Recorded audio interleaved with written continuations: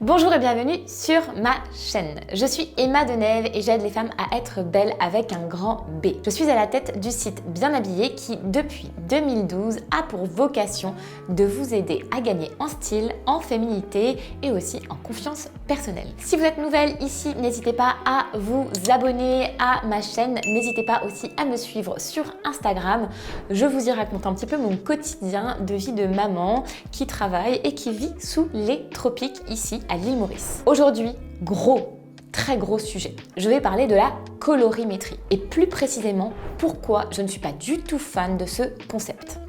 Celles qui me connaissent le savent, je ne suis pas du tout en accord avec ce concept rocambolesque des saisons colorimétriques pour les couleurs de votre garde-robe. Et ma sentence, elle est vraiment sans appel. Je trouve tout cela complètement obsolète et aussi complètement dépassé. Alors qu'est-ce que le concept des 4 saisons, plus communément appelé la colorimétrie dans le jargon du conseil en images? Le concept des 4 saisons ou de la colorimétrie définit, selon votre contraste peau, cheveux, une certaine palette de couleurs associées à porter. Vous pouvez être été intense par exemple ou hiver doux par exemple, et selon cette classification, on vous donnera un choix de couleurs à porter. Cela va faire maintenant près de 10 ans que je suis dans le métier et que la colorimétrie est pour moi un sujet sans retour.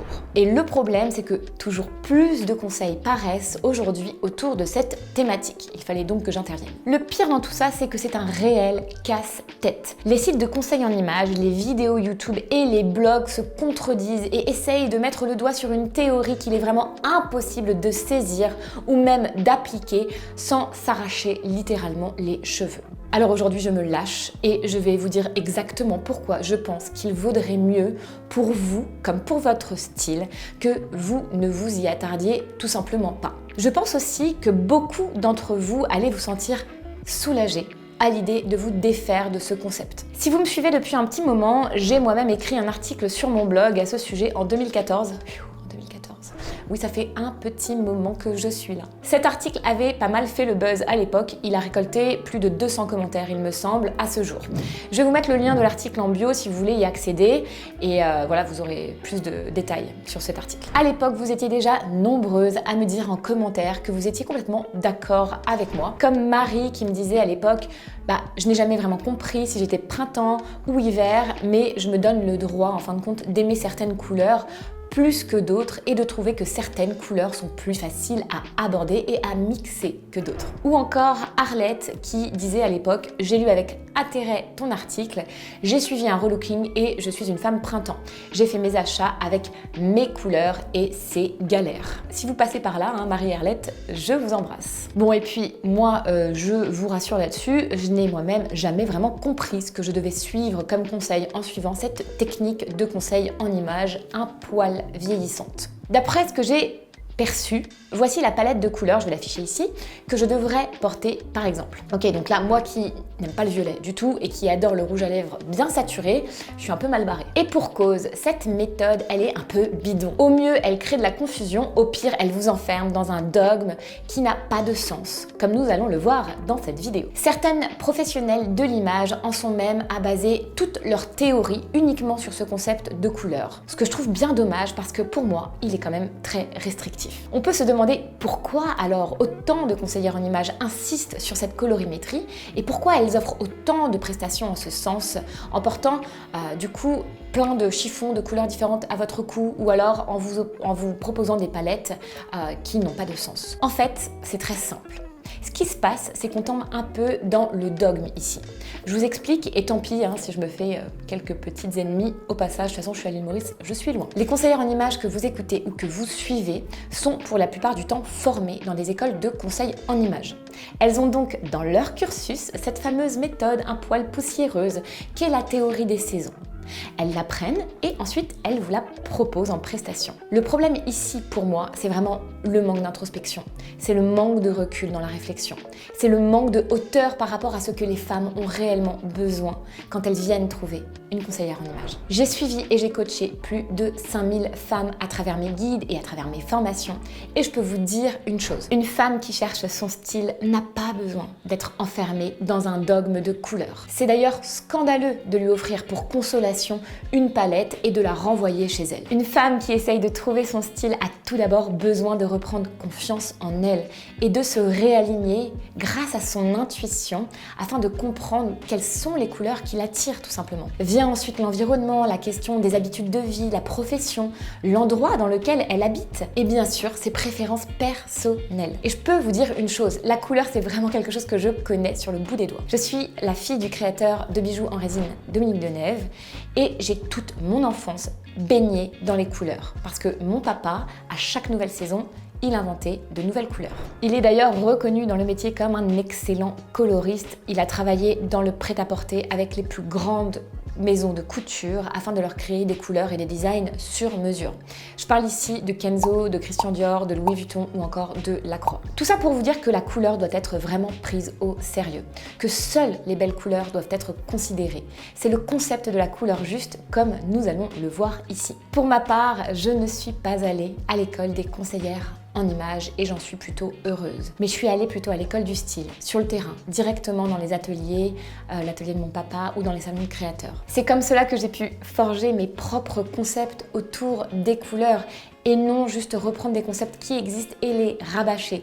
C'est comme ça que je peux vous aider à avoir des axes au niveau des couleurs qui vont vraiment vous aider. Alors attaquons tout de suite, je vais vous donner les raisons précises pour lesquelles la colorimétrie c'est complètement bidon. La première chose, c'est ça, c'est la notion de la fameuse couleur juste. Une couleur juste, pour moi, c'est une couleur qui est reflétée de la meilleure façon qu'il soit sur un tissu de qualité. Voilà pourquoi la théorie des saisons n'a pas de sens, car on vous donne une palette de couleurs sur du papier sans vous donner la base même de cette couleur, c'est-à-dire la matière, le tissu, et je dirais même plus le fil dont elle fait entièrement partie. Je mets le doigt là-dessus aujourd'hui, mais je sais qu'au fond de vous, vous le savez très bien vous aussi. Un bleu électrique de chez H&M ne va juste à personne.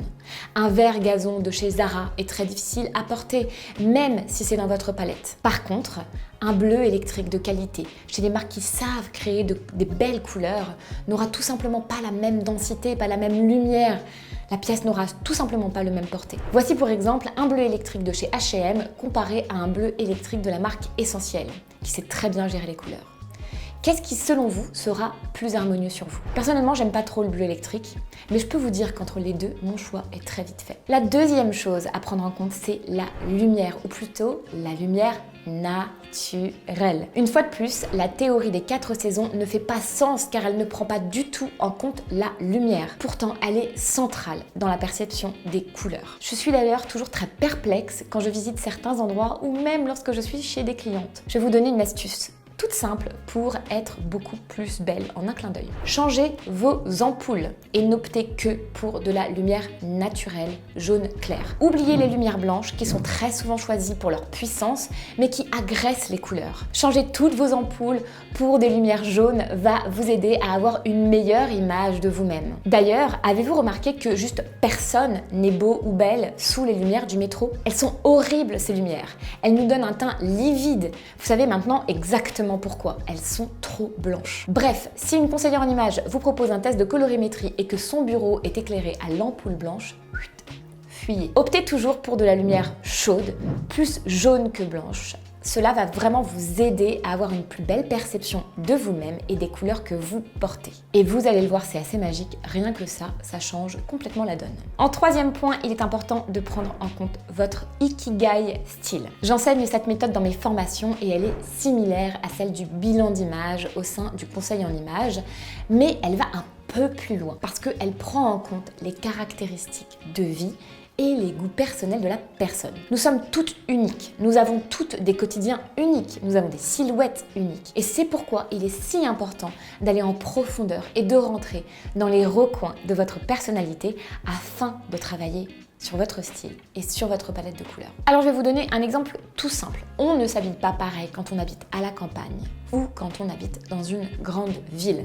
C'est juste évident. Si nous portions toutes des couleurs définies dans notre palette de colorimétrie des 4 saisons, pardonnez-moi, mais je pense qu'on s'ennuierait aussi un petit peu. Ce n'est pas très créatif, ce n'est pas très connecté et ce n'est pas très unique de nous réduire à des couleurs sans même nous poser la question de comment faire pour aller plus loin. Je passe maintenant au quatrième point qui est vraiment intrinsèque à ma vision de la vie, mais aussi du style. D'ailleurs, les deux sont liés.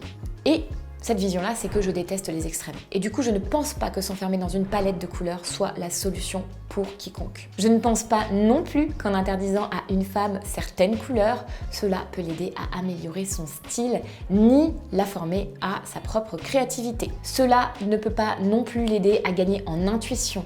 Ça ne peut pas non plus l'aider à gagner confiance en elle. Selon ma propre méthodologie, il est important de reconnecter avec le plaisir de s'habiller afin de mettre en place son style sur mesure. Si nous tombons dans un diktat pur et dur, c'est non seulement un casse-tête de trouver les bonnes couleurs, mais en plus, cela ne nous permettra pas d'exprimer notre personnalité à travers notre style. Et c'est quand même ce qu'on veut. Il y a des couleurs que l'on n'aime pas, un point, c'est tout.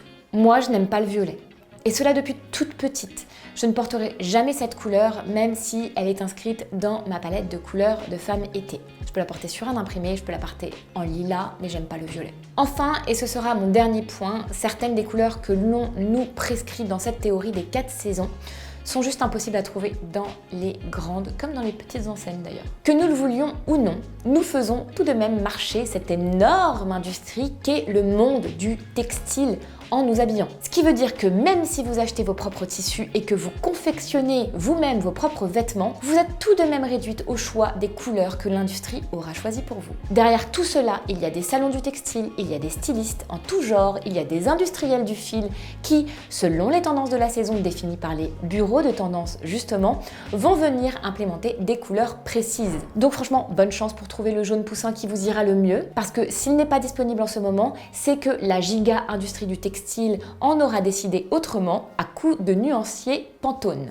Ouvrez l'œil et regardez bien autour de vous. Plus que jamais, il y a une réelle palette de couleurs pour chaque saison. Ce n'est ni bon ni mauvais à partir du moment où vous savez surfer sur les combinaisons de couleurs et aussi si vous avez les bons basiques dans votre garde-robe pour faire vibrer vos tenues comme vous le voulez. Si jamais vous voulez être un peu plus indépendante vis-à-vis des couleurs, notez que vous pouvez tenter les magasins vintage si vous cherchez des couleurs qui sortent un petit peu du commun par exemple. Pour conclure, je dirais que le plus gros souci avec cette technique de la colorimétrie des 4 saisons, c'est qu'elle vous éloigne du vrai problème des couleurs, à savoir comment bien les associer, ces couleurs, et comment reconnaître une vraie belle couleur sans jamais vous en lasser. Et bien sûr, le plus gros problème de tous, comment arrêter de porter trop de noir au quotidien. Car là est bien le plus gros problème des femmes, et je le sais parce que j'ai accompagné beaucoup de femmes. On a à redire sur les couleurs, mais par contre personne ne nous parle de l'abus du noir dans nos garde-robes. Ça, tout le monde s'en fout. Il est pourtant la cause de beaucoup de nos soucis de style parce qu'il ternit notre image et il se mélange assez mal, avouons-le, aux couleurs en général qu'il a tendance à un petit peu trop durcir. Alors je ne vous dis pas qu'il faut arrêter de porter du noir, mais vraiment qu'il faut le minimiser et ne plus lui apporter cette grande importance. En fait, ce noir, il faut venir bien le choisir sur quelques pièces particulières qui font sens. Je vous en dirai plus dans une prochaine vidéo. En attendant, essayez de construire une tenue en associant les couleurs avec goût et ajustez votre maquillage. La couleur de nos yeux, la couleur de notre peau peut varier selon la couleur que nous portons, selon la lumière, selon la matière choisie pour la couleur en question.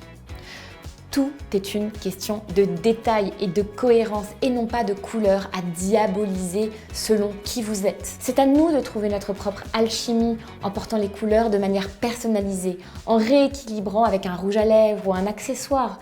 C'est aussi ça qui nous fait nous amuser avec notre style, afin de connecter avec cette fameuse question du plaisir. Si vous avez des questions, si vous avez des réflexions, laissez-les-moi en commentaire et je me ferai vraiment un plaisir de vous répondre. Si vous avez aimé cette vidéo à contre-courant, alors partagez-la, likez-la et puis abonnez-vous à ma chaîne. Cela m'aidera à atteindre encore plus de femmes qui se posent des questions sur leur image et qui ont envie de rayonner malgré les lois un petit peu poussiéreuses du conseil en image lambda. Enfin, sachez que vous pouvez télécharger gratuitement en dessous de cette vidéo ma feuille de route style. Elle est offerte, elle est facilement imprimable et elle constitue une excellente base pour commencer à travailler sur votre fameux Ikigai style. Je vous conseille donc de la télécharger et de l'imprimer et de prendre peut-être 10 minutes afin de poser les bases de votre diagnostic personnel. C'est toujours par cela que je commence quand j'accompagne une cliente. J'aimerais aussi, pour conclure, vous faire une annonce importante. Cela fait très longtemps que je songe à ce projet et enfin il va se concrétiser. Je m'apprête à ouvrir très prochainement ma formation spéciale pour devenir conseillère en images, j'ai nommé Bien Habillé Pro. Il s'agit de ma propre méthodologie dans le conseil en images, mais aussi de toute mon expertise d'entrepreneur que je vais vous dévoiler afin que vous aussi, vous puissiez exercer ce magnifique métier. J'avais envie de partager au monde entier ma propre façon de voir les choses, ma propre méthodologie qui a aidé tant de femmes depuis maintenant presque 10 ans. Le conseil en images va prendre un coup de neuf, ça c'est sûr, car je vous promets que je n'y aborderai pas la colorimétrie et les 4 saisons dans le sens des autres formations. Au contraire, je vais vous former à des techniques plus modernes, plus inclusives, afin de faire rayonner votre carrière et la vie des femmes. Si vous avez envie de vous former au conseil en images afin d'en faire votre prochain métier, ou tout simplement pour élargir votre champ de connaissances, je vous propose de vous inscrire sur la whitelist que vous trouverez dans le lien en bio. Il s'agit d'une préinscription afin d'être tenu au courant de l'ouverture de cette école de conseil en images en ligne. Elle sera donc complètement digitale et vous aurez donc le privilège de pouvoir vous instruire de là où vous le voulez. Cette formation sera aussi éligible au CPF afin que vous puissiez utiliser les crédits que vous avez, vos crédits de formation. Une fois de plus, si vous avez des questions, je suis là pour vous répondre. Je vous souhaite une très belle journée et je vous dis à très vite dans une prochaine vidéo.